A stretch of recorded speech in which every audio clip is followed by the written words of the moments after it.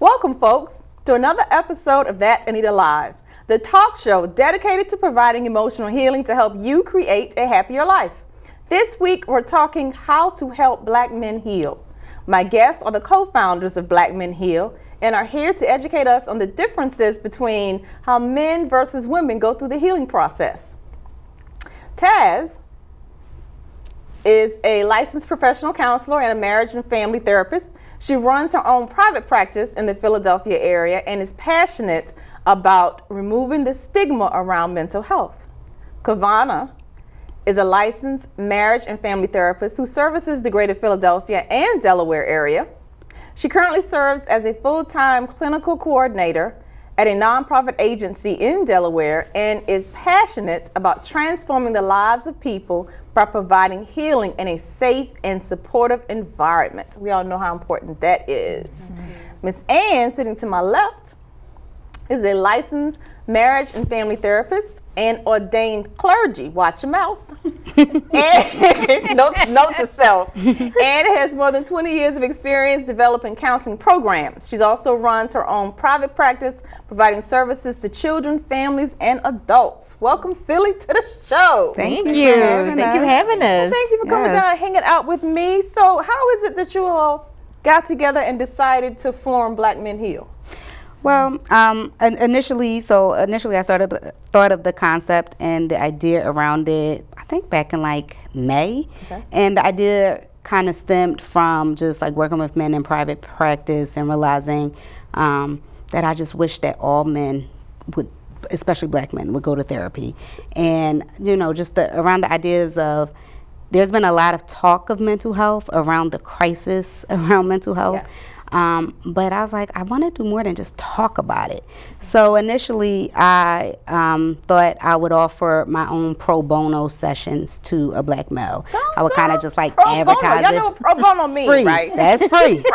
Pro bono means like it does not cost anything. Right. Because in my practice, I don't really take insurance. It's expensive to see me. Mm-hmm. So I was like, that's how I can give back. I can do more than just talk about a problem. Okay. And then as I kind of entertained that idea more, but I was like, okay, that could help on a very micro level. I could help one man by giving out a free session. But I was like, what if I could get a bunch of therapists who would agree to see a male for free, pro bono? So it kind of stemmed from that. Mm-hmm. And I went to 4 of my very, very close friends and colleagues. We all met at a postgraduate training program called Council for Relationships in Philadelphia. Okay. So we all had training together for marriage and family therapy and sex therapy. And so I went to Ryan and Kavana. Ryan's not here today, but and Kavana and Ann. And we all also, like in practice, we've all referred to one another. Mm-hmm. So I kind of already knew them, and we all have different backgrounds. And I felt like, okay, I know all of their strengths as well. Mm-hmm. And to take on a mission that I wanted to be as big, because at that point the vision became, I want this to be national. I want, to get as many therapists as we can who would volunteer for donating these free sessions to the men, and I can't do that by myself. So luckily, I went to my friends here and asked them to join forces with me to bring this mission, to birth it to life, and that's how it started. So you all you met previously and knew mm-hmm. each other from postgraduate work. Mm-hmm. Yes. Mm-hmm. Where'd you go to college? So I went to originally college in Tennessee, University of Tennessee. And I'm from Chicago, and I went to DePaul University. And I went to Temple University in Philadelphia. Yeah. Big hard schools, y'all. Deep in mm-hmm. experience, not only in people, because college life does give you a good grasp. Right. While you're studying counseling and in the midst of that environment, mm-hmm. that's a richness mm-hmm. there. Mm-hmm. So you said that each person brings a different background to the area, mm-hmm. to the Black Men Heal. Yes. Kavana, what do you add to? I add a lot, no.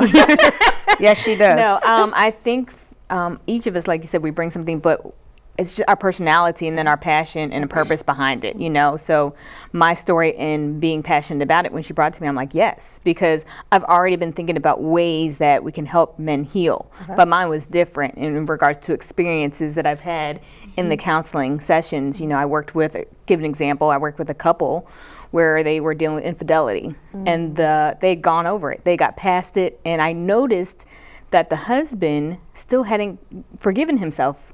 So I checked in. I was like, you know, how do you know you've forgiven each other? And she was like, well, I don't want to slap him when he come down the kitchen. I was like, yes, girl, yes. You know, she was joking, but it was serious too. And he was like, I don't know what that looks like.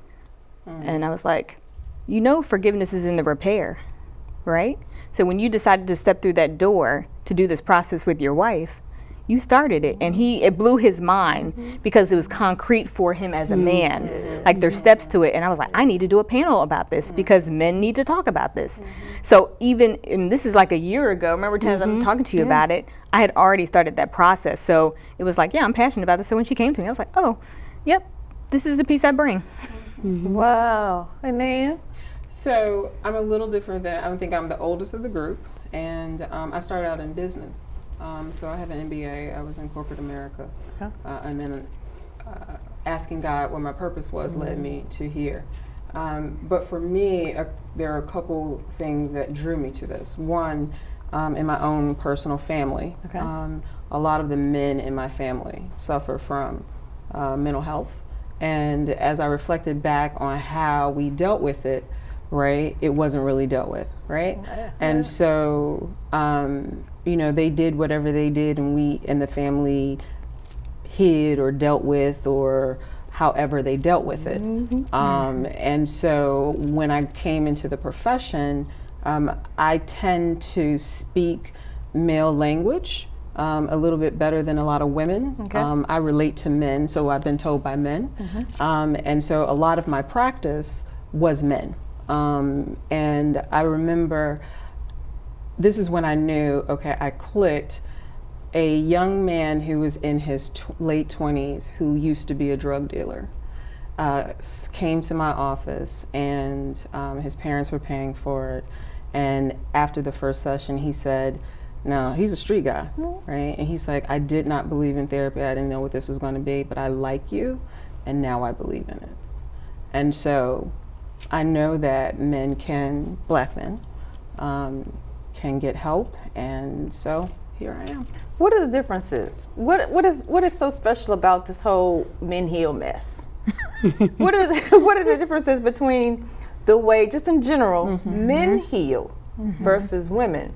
And then we'll take it straight into the black community and the differences. So who wants to take first? Yeah, well, I'll take that. So the funny thing is, and I always go back to thinking about my clients, but as women, we're socialized and conditioned to talk about our feelings. It's okay for us to cry. It's okay for us to nurture or be nurtured.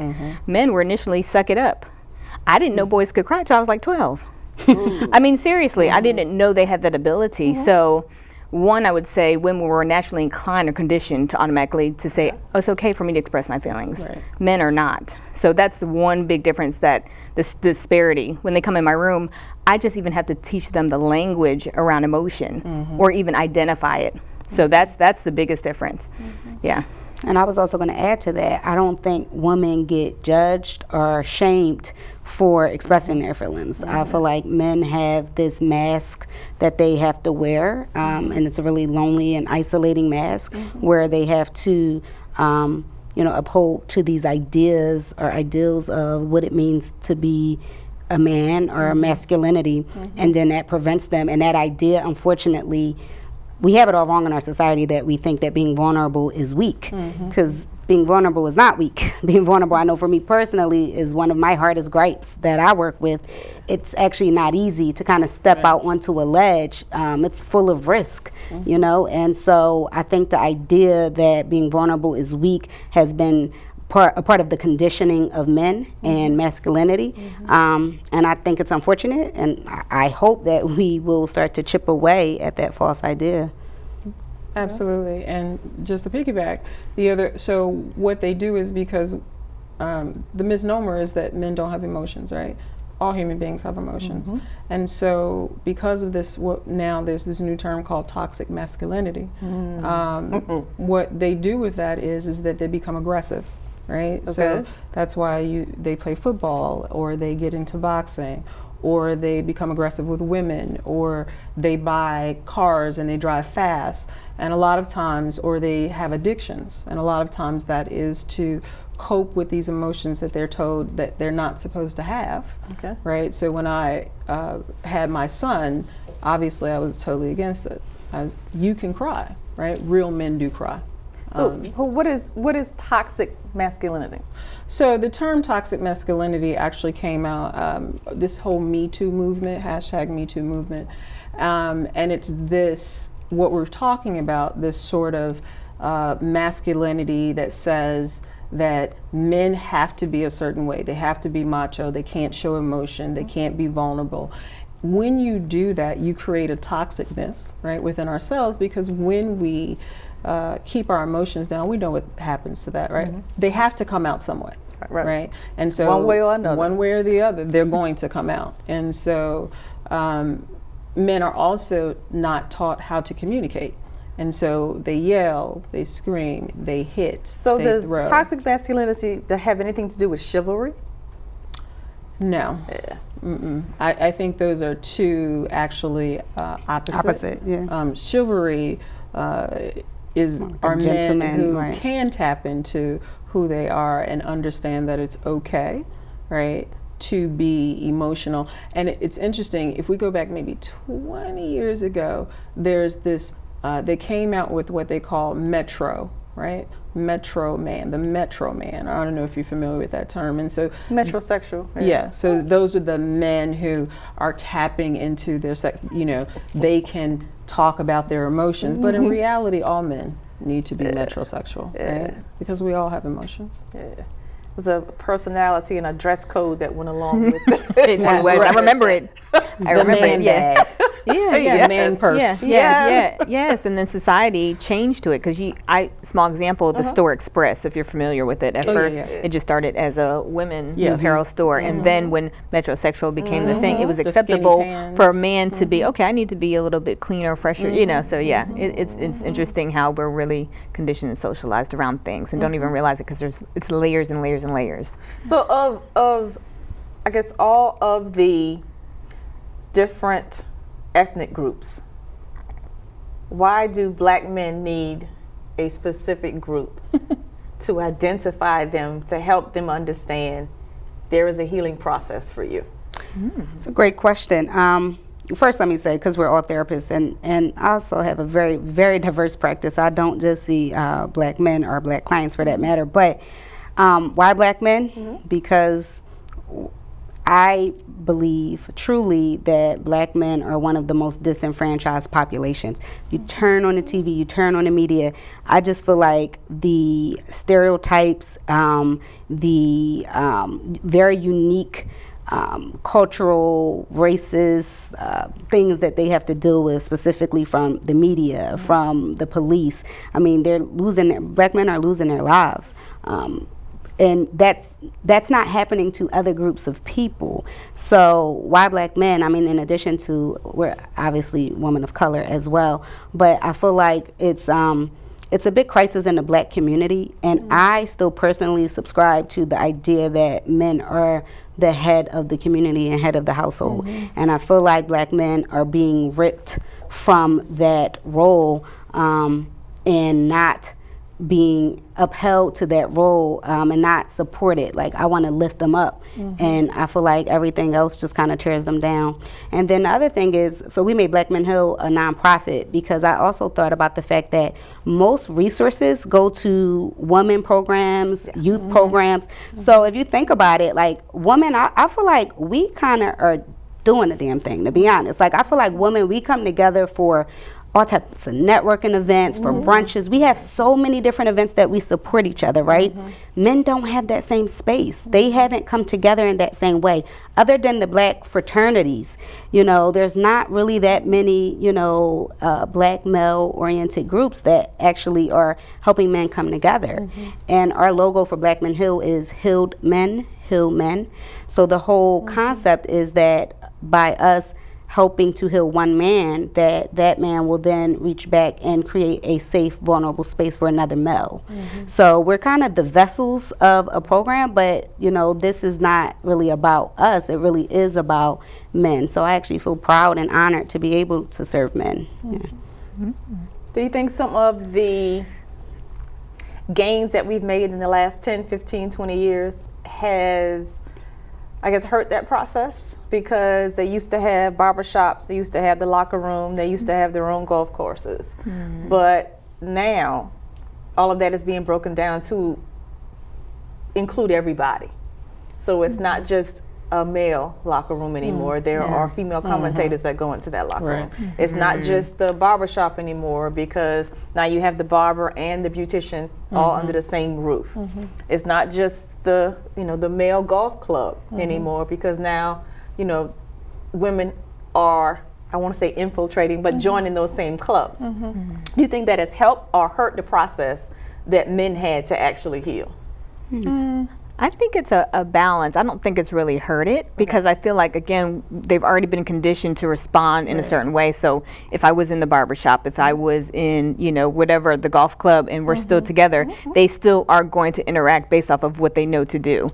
I'm not gonna be like, man, you know, my wife did the, you know, they're gonna be like, yo, so, you know, what's that game? You know, it's a whole different, like, language around what they really feel. And so regardless of who's coming in and who's coming out, they're still going to do that same process or pattern. Does that, you know? Absolutely, because if I think about my grandfather and my father, they weren't doing therapy. They weren't talking about their emotions. And we were segregated then, right? So there was this whole segregation where black people live with black people and white people live with white people, but they still were not nurtured to be able to process their feelings. They still were not nurtured to deal with their emotions. So, you know, I'm not sure if one has anything to do with the other.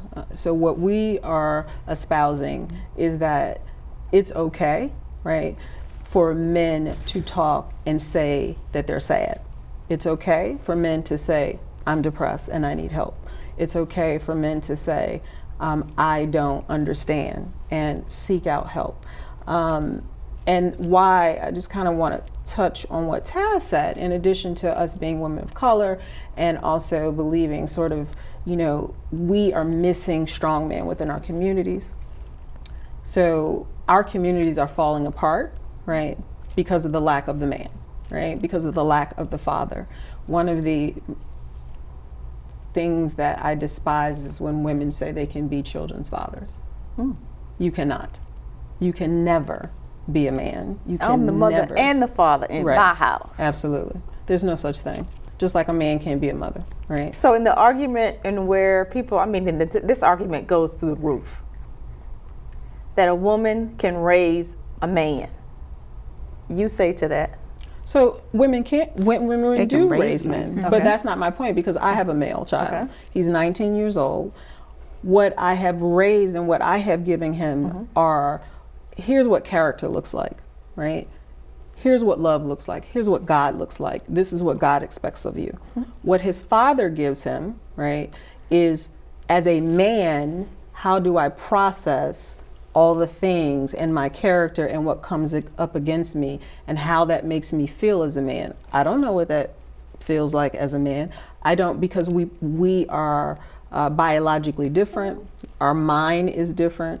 Neurologically, we're different. And so there is no way that I can say I can raise a man as a man, right? I can help raise a man. And that's why it's important for you to have the female aspect and the male aspect for all children, right?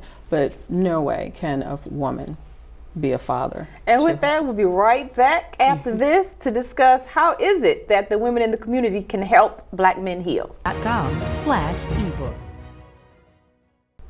And we're back with the founders of Black Men Heal. learning the differences between the healing process for men and women, and then especially in the community with Black men. My next question is, what is it that family and friends can do to help Black men heal? Because if you have a family or a community, a neighborhood, and only one person is seeking out counseling or taking the advice, doesn't it have to be a community effort? Absolutely. Yeah, I mean, it's a great question. I mean, I'm sure they have many ideas as well, but the very first thing that keeps coming to mind for me, which is also a big part of what we are providing in our platform for Black Men Heal, is a safe space.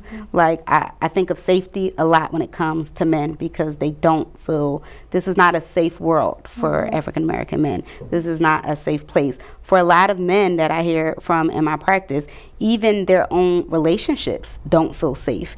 I see, we all see couples, and so I've seen it in my office, and I'm actually happy to witness it as an observer, because it's made me look within myself as a woman. How am I with men? But oftentimes in the room, if a man is trying to almost kind of like ease on out to that ledge to try to express himself, but we have to understand men's brains are different from women's brains. Men communicate different. They might try, they experience their emotions differently, and definitely communicate them differently. So I've seen a man try to get into that space and a woman shut it down.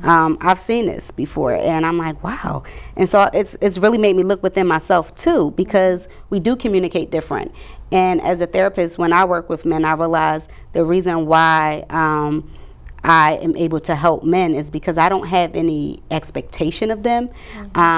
There's no pressure that I can meet them exactly where they're at, as opposed to what I see in my office a lot is that women want men to be where they're at. They want them to get it from their lens. So it's like really trying to, the safe space would look like a place where it's non-judgmental, it's non-critical, it's non-shaming. That's a really big one. And that it's patient, and it's compassionate, and it's full of love.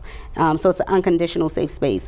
And that is what therapy can provide, and that's what Black Men Heal hopes to provide. I would say, and it's interesting, we were talking about this beforehand, and so for the community and friends, I really think about our words. Our words have so much power.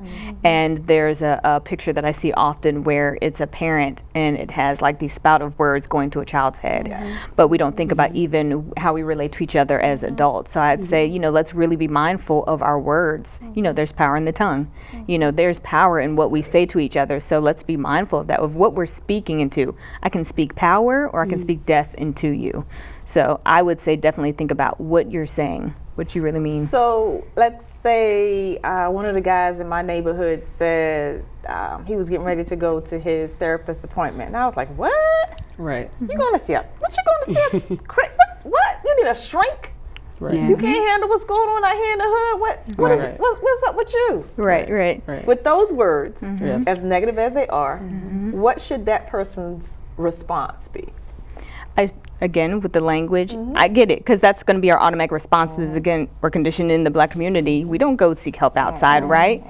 So instead of asserting and saying ask questions like, okay, wow, what's making you go to therapy? I've never been, so what is that like? You could be saying the same thing, but it's now you're not putting, like, you're not bashing it, you're saying, you're shaming, you're asking about it because you are curious. Or even ask, are you finding that is helping you? Absolutely. Because then that may be a cue for that person. For you to actually maybe tag along and get an appointment for yourself. Right, and actually that's one of the components that we ask. So one of the missions of our program is that we give them 8 free sessions, and that they will then be ambassadors for therapy. And so in that scenario that you laid out there, if someone says, oh, what are you going to therapy for? You need therapy, that he is so grounded in the work that he is doing and confident that he comes back and he says, yeah, man, I am going And to here's therapy. what I got from And this him. is this is what it's done for me. This is how it's improved my life.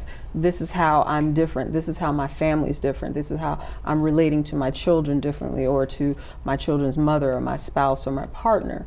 And so when I think of what else, that non-judgmental piece is very important.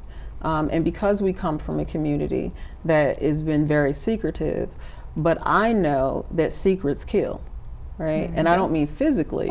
I mean that a lot of people who come across my desk over these past 15, 20 years have been living corpses, right? Because of the secrets that they have been holding on to and the trauma that they have been holding on to. And so, and if we take that a little bit further, from a Christian standpoint, right? Churches, right, have shamed people around mental health. They called it demonic. They've called it satanic.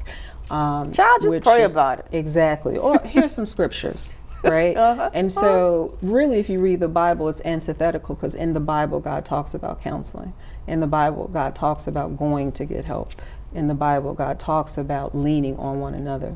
And so the non-judgment is so important.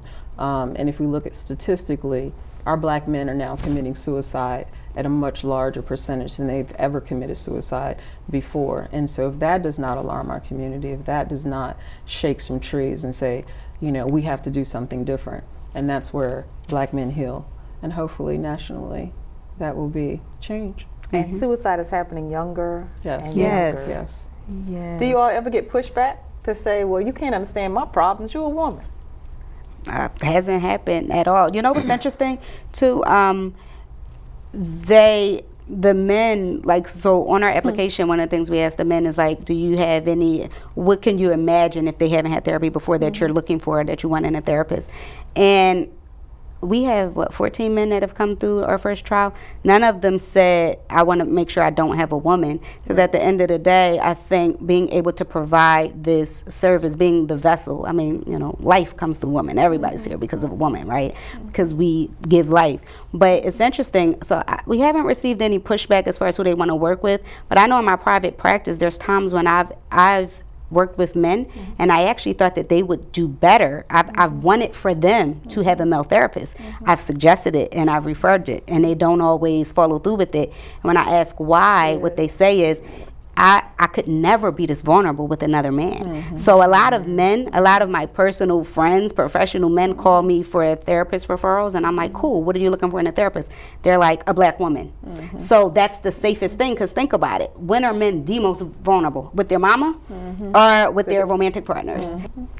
And do you want to give your individual handles for social media? Oh, sure. So I'm Tasneem Suleiman, and what am I on social, like all of a sudden I can't think of it. Okay, so on Instagram I am @_Taz, T-A-Z, talk therapy, _. Okay. And I'm on Instagram @KLoveTheories, and also on Facebook and other sites as just Kavana Nixon. Instagram, I am Ann L. Colley, just my name with the number 20 at the end. And on Facebook, I'm just Ann L. Colley. As you can see, Philly runs deep with great mental health options. The struggles of life are real. Getting help is nothing to be ashamed of. If you are currently in crisis, you can also call the National Crisis Hotline at 1-800-273-TALK. That's 1-800-273-8255. Because as we all know, sometimes you don't want to be fixed, you just want to be heard. Be sure to check out that'sanitalive.com for where and when to see our next episode.